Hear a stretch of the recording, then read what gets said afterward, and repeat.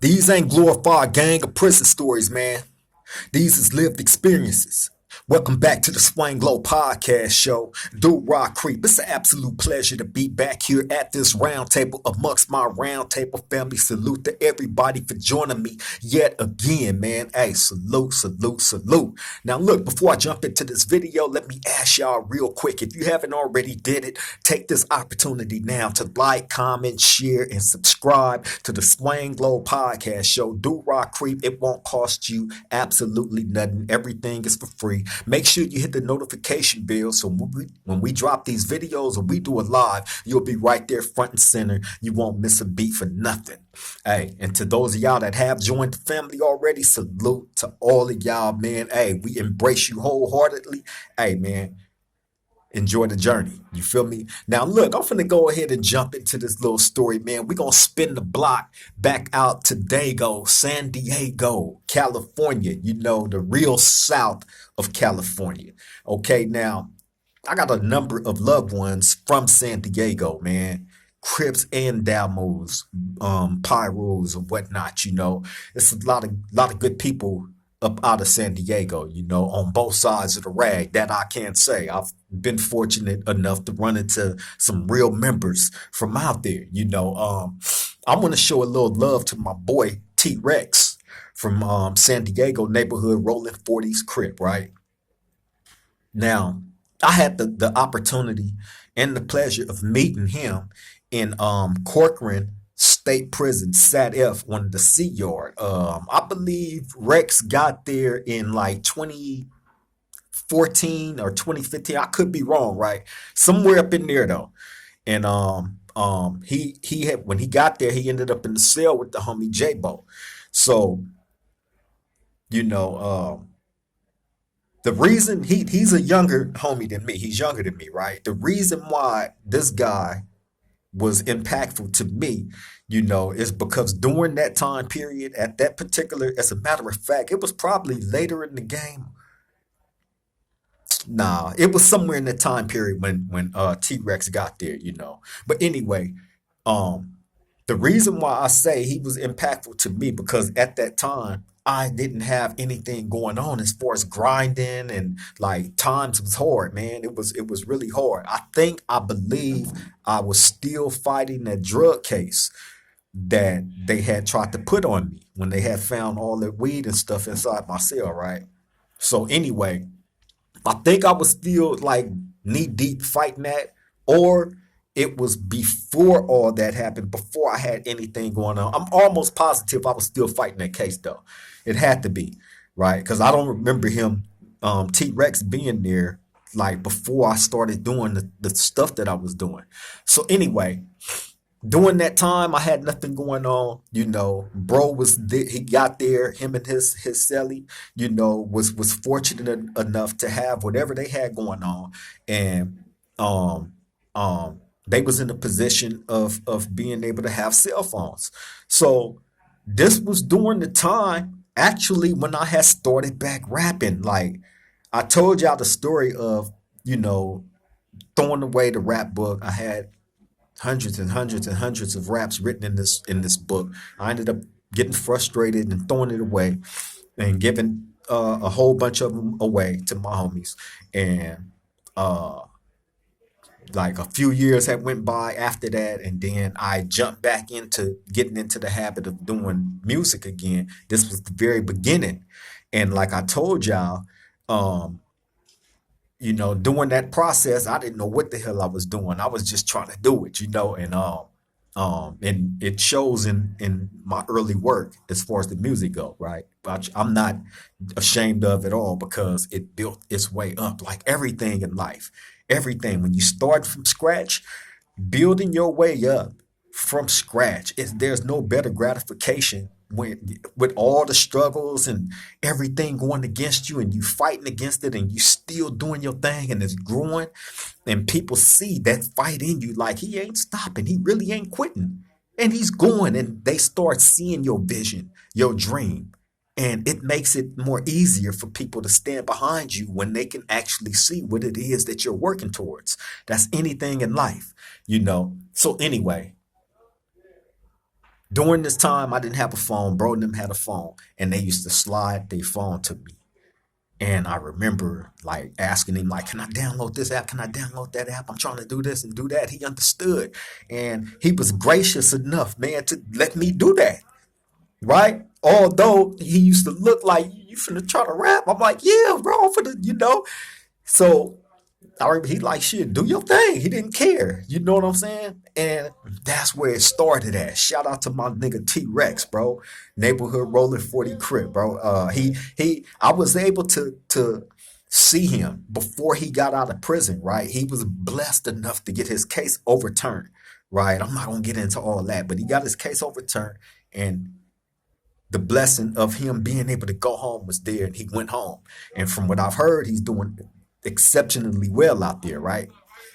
um, uh, which is wonderful to hear always. Anytime I hear of, one of my real friends, somebody that I really dealt with like that, run into the fortune of getting out of prison and turning their life around in whatever way that they could for a positive, a positive outcome for their future, then I got to salute it wholeheartedly. You feel me? But um yeah, man, T Rex used to slot me his phone all the time when I didn't have one, and that's when I first started recording mute was trying to record music, getting into that. You feel me? And thankfully to him, I was able to do that. That was the start of everything for me, that really leads up to this. You know what I'm saying? And it was a blessing. It's always a blessing to be able to have homies around, man. That I mean, we in an unfortunate position of being in prison. Never glamorizing prison. However, if you do find yourself in that unfortunate position, you know the dudes that you run across, man, you really build bonds and friendships with a lot of these dudes. You know, y'all bonded over being in the struggle together, and with all the faith and hope of getting out that struggle one day. And making it to the other side and turning your life around, and you know being able to contribute something of worth and positiveness back into the community. All communities. You know what I mean? Just by a display of showing people like you. I'm not just saying that I want to change or that I have changed. I'm showing y'all in every action. You feel me? Every action. And a lot of these dudes is doing that. And like I said, I can't do nothing but salute that. And a couple of more guys from San Diego, Rolling 40 Crip that I had the pleasure of meeting, while in prison. I told y'all about my first time coming to prison, and me and the homie No Brain caught the case on the fake Crip that we got caught tying up, um, and went to the hole. Ended up doing the shoot. That was my first time experience of dealing with any of that stuff, and I didn't know what to expect. So when I got back there, it was just like I was just a young Crip. I didn't know nothing, but I just knew how to go, right? So I ended up in the cell with Big Mike Loke from neighborhood Rolling 40's Crip, San Diego, right? A very, very respected guy from their section. From all the stories that I've heard about him outside of me meeting him myself, being that I was in the cell with him in the hole, right? This was 1992, right? So any of y'all that know Big Mike Loke from San Diego neighborhood Rolling 40's Crip, right? Y'all know he was in prison back then in 1992. That was my cellie. So bam, and that was during the time, like I said, when me and the homie No Brain from Non Mafia caught that case on the fake Crip. When we got caught tying this fool up, and going to the hole for it. So bam, when I get back there with Mike Lowe, now you meet all kind of character types in prison, man, and like y'all probably hear different war stories about a lot of these guys, or have heard different things about a lot of these guys if you don't know them directly yourself, right? And you know everything that you hear about a lot of these people, right? typically has a lot of value behind it, right? However, you really get to see up and close and personal, like everything. And with Mike Lowe, he was really, really like a Crip's Crip, burnt out, crazy as I don't know what. You know what I'm saying? And it's crazy being in the hole at that time when they didn't give you TVs and radios or nothing. You're just in there, right? And then you're in there with another dude, and all y'all can do is read and talk.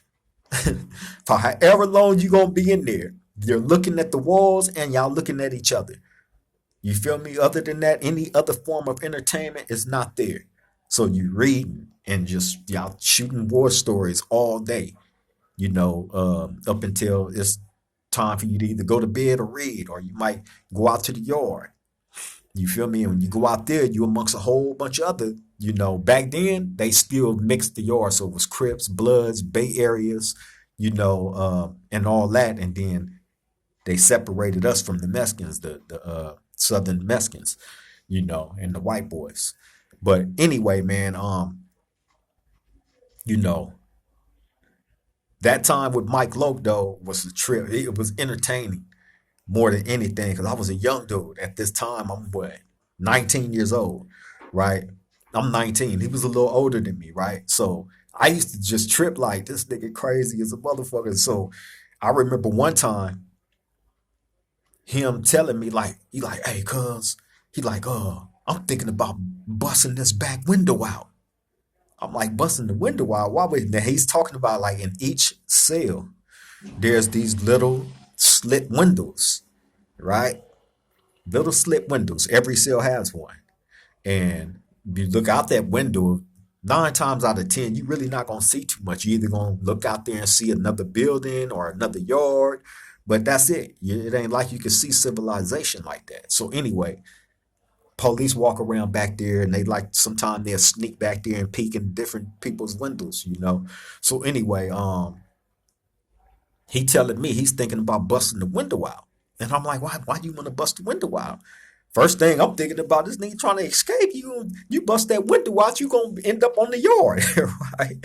Right? I'm looking out there, that's what you see is the yard. So bam, he like, no, he said that's how we be getting stuff in here.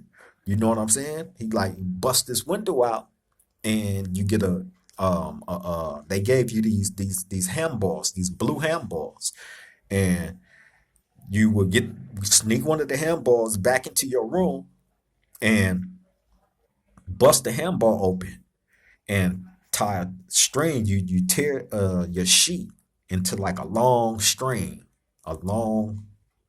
right? And you tie that handball to it, and you bust that window out. Stick your arm out there, and you gotta have arm strength though, because it's a gate, it's a barbed wire gate that sit right out there, and it's high. You know what I mean? So you gotta have arm, and you tie that handball to the string, right? Which we call a fishing line in prison. Tie that to that, and you stick your arm out that slit window, and you throw it, bam. And if you get it over that gate, it's gonna go over, bam. And the dudes that's out there on the main line is the ones that's gonna slide whatever they can fit into that handball. And those are snatch that once it's up in there, pull that line back in.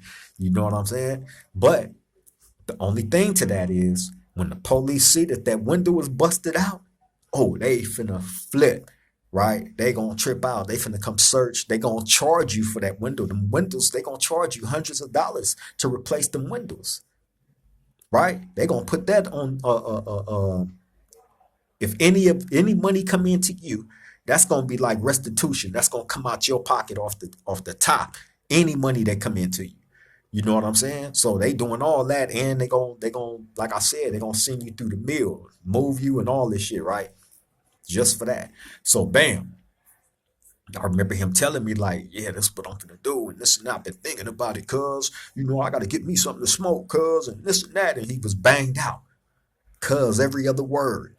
You feel me? But he was a real one though. He wasn't one of the dudes that's like how you hear, in today's era, these younger guys putting everything on the dead homies and this and that and blah blah blah, and, but this was one of them dudes that was a real one, right?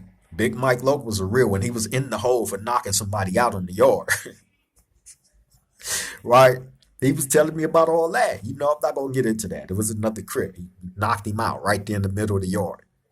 You feel me? And they charged him with assault and battery on the inmate. So that's what he was back there for. But I think Mike Lowe ended up getting out the hole. You feel me? And that's when I ended up in the cell with the homie John John, right? I.e. slash San Diego. Shout out to the homie John John. I told y'all about him. I ended up getting in a fight with him while back there in the hole. And, that was the fight I learned from. You know what I'm saying? John John was a gorilla. Shout out to my bro though. But yeah, man, I was there with Big Mike Lowe and Lil Mike Lowe. I ended up running across years after being in the cell with Big Mike Lowe. Lil Mike Lowe I ran into in Calipatria State Prison, right? This was like the year 2002, I believe, right? On the A yard, Calipatria State Prison on the 8 yard, right? Lil Mike Lowe was a little black nigga, right? Had his little size up, you feel me? And had absolutely zero problems with getting cracking. Excuse me, right? No problems with getting cracking. Every time you seen him, he's walking around, right? Either with his shirt off or with a tank top on, with some golf gloves on, right? The ones that got the holes in them, right? With the fingertips cut off. He used to, oops, excuse me, I'm getting excited telling y'all this story, my bad. But he used to wear them gloves all the time, right? And every time you see him with them gloves on, it's finna be a fight that's finna come after that, right? And he's out there getting cracking. He was known for that. And really, every time I seen him, I was like, Mike, look, what's up, cuz? He'd be like, on one, cuz, on one, on one. I'm like, that's right. So he used to say that so much. Every time I seen him, that's what I hit him with. On one, on one. He'd be like, on one, cuz, on one. Right? And burn another crazy young Crip at this time. You feel me? Everybody that was in Calipatria at that time that know Lil Mike Lowe, the little dark skinned one, had his size up, you feel me, was cracking up there. You feel me? So shout out to Lil Mike Lowe as well. Uh of course, my boy D-Roll. D-Roll was my cellie in Salinas Valley State Prison. Shout out to 16 to Life. 16 to Life. Do you remember D-Roll from San Diego neighborhood 40's? Me and him was cellies for a short time. He ended up going home while we were cellies at that time. You feel me? But D-Roll was another one, man. When I got in the cell with him, um, he was cool. He was straight, but he just didn't care. He was a little older than me, you know. He didn't care, man. He was like doing short time, but he was up there on that level 4 180, you know, just, living, you know what I'm saying? But I get in the cell with him, and I just remember like the cell being real hot and stuffy. And I'm looking around in there. I'm trying to figure out like why is it all hot and stuffy? And then the walls, it seemed like it was raining inside the cell because the walls would just be soaked, right? And I'm trying to figure out like how is this happening? Like is some water leaking from upstairs that's seeping down into our wall? I'm trying to figure all this out, not realizing that D-Roll had the entire vent inside the cell covered up with toilet paper, right? Dried up toilet paper covered the whole vent, right?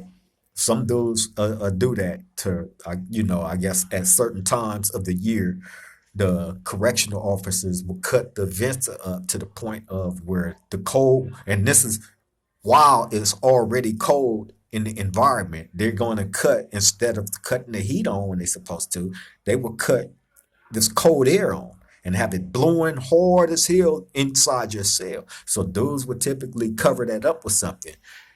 This case, D-Roll had it covered up with toilet paper. And I just remember looking at that toilet paper every day, like, man, I want to snatch that down, not realizing that that's why the wall was sweating like that. And I'm talking about, I would have sworn that a pipe had busted upstairs the way all that water was always on. I wiped it down 25, 30 times a day, me and him. Me and him. And I remember him telling me, I don't know why this happened, man. You know, I done put in a work order for them to come in here and fix it. I don't know if the cracks up there is, you know what I mean? And then one day I needed air. It was hot, stuffy, you know, and I just pulled that stuff down off that vent, all that dried up toilet paper. You feel me? And next thing you know, the wall, no, not one leak, dry. And I'm looking, I'm like, this was the problem the whole time, right? D-Roll was burnt out, bro. Burnt out. You feel me? But yeah, shout out to him wherever he at in his life too, man. Can't forget OG T-Dog, right? OG T-Dog is another guy that I was in Sat F Corcoran, New Corcoran State Prison C Yard with, right? Now, T Dog was an OG. I believe T Dog had been in prison for quite some time. You feel me? And um he ended up in a wheelchair. Unfortunately, now you got people. Some people will put themselves in a wheelchair and on crutches for various different reasons, and sometimes it won't be nothing wrong with them. However, with T Dog, it was really something wrong with his back. Something with one of his discs in his back, so he really needed that wheelchair. However, I just remember one day T Dog been in the cell, and I'm not gonna say where this Crip was from. A young Crip though, from LA, right? Moving the cell with T Dog from San Diego neighborhood, rolling 40s. Now I dealt with T Dog every day, me and my bro Hog, right? Him and Hog probably was more tighter because Hog used to push him in that wheelchair a lot. But I used to go to his cell every day and chill with him. T Dog was that was bro though. So anyway, I remember the young Crip moving in there with him, and the young Crip, I guess he was running around there, wanting to be turned up or whatnot, and I guess he took that turned upness inside the cell with him. T Dog wasn't having it, so I guess the young Crip roared up on him one day, and somehow T Dog managed. They're inside the cell. And mind you, T Dog tall as a mother. T Dog is probably like, if he stood up out that wheelchair, shit, he probably will get 6'5", right? He ain't no little dude, right? So bam, somehow he managed to get up out that chair that day, and dude was on his bunk running his mouth. Oh, that's whoopty whoopty whoa whoa whoa whoa whoa. This whoopty whoa whoa whoa whoa whoa, right? T Dog got up out that wheelchair, man, and swung like 5 to 6 times. Each punch connected, knocked all this dude's teeth out his mouth. Right? Had him in there screaming for his life, pleading and begging for the COs to come and save his life. This T Dog, every punch was grown man punch. Thunderous from what I heard. I wasn't in that section, and I wasn't out when this particular incident happened. But everybody that was in that section told me. And then I seen the after effects of the young Crip. Hey man, hey, got to be more careful. You feel me? But yeah, that was T Dog. T Dog wasn't no joke at all. But that was big bro right there. I dealt with him every day. You feel me? So shout out to Big T Dog too, man. Neighborhood rolling 40's Crip, San Diego. You feel me? Shout out to 41 Mike as well. Shout out to Young M6, Dago Mob, all guys from San Diego, as well. Man, got a lot of love from them dudes out there, man. Like I said, I've told y'all about some of the homies from West Coast 30's, San Diego. Told y'all about a couple of Pyrus, from San Diego as well, So I know quite a few people from out there from different gangs, So I might be spinning back out that way. You never know. You feel me? But yeah, man, shout out to my boy T-Rex again, man, from San Diego neighborhood, rolling 40's Crip, man. That's bro right there. He helped me get back into doing my passion, and that really leads up to this right now. You feel me? Because one definitely coincides with the other. From making the transition of actively recording music and being a real recording artist, and going from that to podcasting. This podcasting thing is not easy. This is not an easy thing to do, especially under the conditions I'm under. However, we don't come and we don't complain about nothing. We just try to keep it real. We try to deliver y'all the truth with the most accuracy in depth, you know, as we possibly can. Um, I want people to have the real experience, to be able to vision the things that I'm telling y'all about these guys, seeing these guys, imagining these guys in your head, because you probably got homies like that. Although they probably never been to prison, but you feel familiar with these characters, these good natured dudes. You feel me? That helped me. It's a lot that helped me along the way. A lot. Shout out to all my homeboys that ever gave me a cell phone that I didn't even have to pay for. My brother Hog, my little homie, my other little brother, Young Lone. You feel me? Like these dudes that done things for me that they didn't have to do. Gave me multiple cell phones. Here, big bro, this you. All that led to this right here, right now. So this is why I and my other little bro, Young Loon is out too as well. Shout out to him. Shout out to my little nephew, his little son. Look just like him, man. He was blessed to get out of prison and have his son. You feel me? And it's like I said, the son looked just like him, getting big. Got all his little hair growing, and it's crazy seeing that, man. You feel me? But yeah, I love highlighting out these guys because they've been through this. The things that we try to keep you away from, which is the relevancy of these stories, not the glamorized gang banging, jail, none of this stuff. It's to help give you a different way of thinking if you're thinking wrong, if you're thinking about doing something that can separate you from your family, that can take you away from your community. The things that you say you're supposed to love and care for, you got to be there for it. If you're not there for it, then basically that's an abandonment. You feel me? Whether we take that fall and have to go to prison or you abandon in a different kind of way, none is good. When you're supposed to love and care for where you come from and your family, that's within that community. Period. At some point, we got to start building back up instead of destroying and tearing down. You feel me? And that's why I will continue to highlight out all these great guys that helped me along the way, that was impactful to me in some way, shape, form, or fashion. So it's not about gang banging, although these guys are tied to these different communities. You feel me? Just so happen, however, that don't make them any less great of a man than the next person that may not be gang affiliated. You feel me? Shout out to both sides, whether you banging or not. Life ain't about banging. Life ain't about prison. But you got to be knowledgeable about both. You feel me? And that's why we're here. But yeah, man, I'm finna get up out of here. It was definitely great spending back out to San Diego. Shout out to all the San Diego neighborhood rolling 40 Crips, man. Nothing but love for y'all. Showing love to my boy T Rex. You know what I'm saying? Shout out to bro again, and everybody else that I've mentioned in this video. Shout out to all y'all.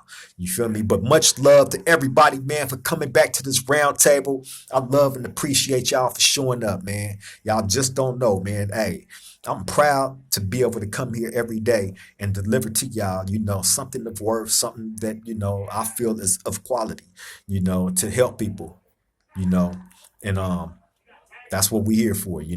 On that note, I'm finna get up out of here. Love and appreciate you all, man. Y'all take care. Y'all stay safe out there. Let the people that's in your life know you love and appreciate them while you can, because tomorrow is promised to none of us. Look around. There's a lot of people that's falling ill, dying, passing away, or whatnot. So the ones that we are blessed to have, hey, man, let them know. Let them know why you can, because you're going to regret it when you don't. On that note, hey, I'm finna get up out of here. Love all y'all. To the next time we meet at this round table, triple game.